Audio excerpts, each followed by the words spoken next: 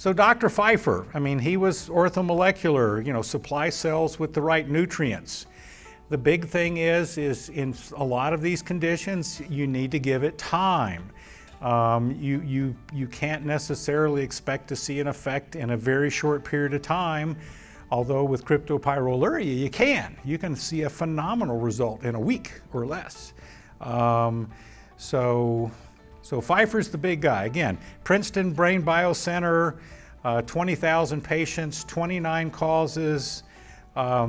His 5 main causes, I list the 3 there. Histopenia and high copper he found in 50%, high histamine, histidalia, and low copper in 20%, cryptopyroles with low zinc, low B6 in 30%.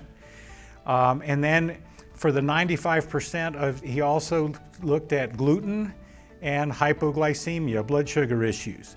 So those 5 conditions he found in 95% of the patients, of 20,000 patients.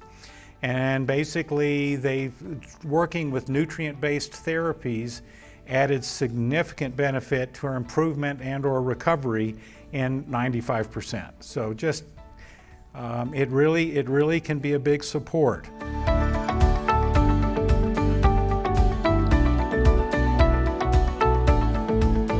High copper, low zinc, and low histamine can look the same. You can certainly have copper-zinc disorders without a histamine disorder. The classic presentations are these people have anxiety, paranoias, hallucinations, seizures.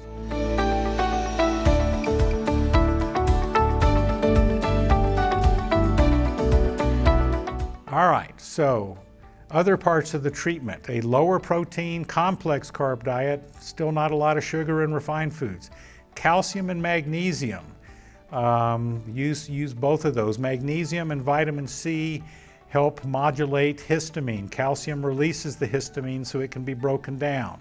Inositol. Inositol is great for calming the mind in most of these high histamine people. Inositol helps them get to sleep.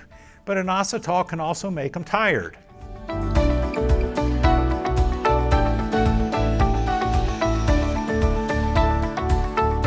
So these people are driven, want their own control, don't tend to think they need support. So a lot of the people who relapse in the addiction program are the high histamine ones. They go out, they think they can do it on their own, they think they can control their lives, they don't need help. And so after a month or 2, they stop taking the supplements, and then in only a month or 2 later, they're back on their drugs and alcohol. So again, so that's what it's, when I sit down with these people at the exit, I'm just reassuring, we're not trying to make you a couch potato. We're trying to just help take the edge off so that you don't have to use the drugs to control your wired mind, so that you can sleep, so that you don't need the drugs or alcohol.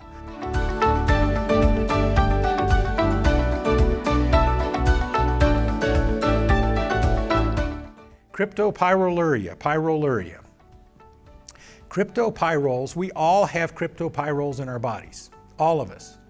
It is a waste product of making our blood and our hemoglobin. It's when it gets high that it causes problems. It is an inherited trait, so this is also genetics. In the general population, it's found in about 10 to 11% of the population.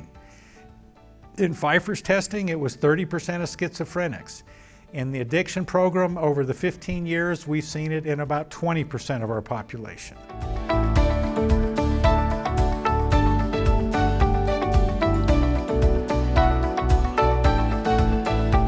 Being on supplements, being on medication, being on an antihistamine before doing a histamine test and stuff, they can affect it.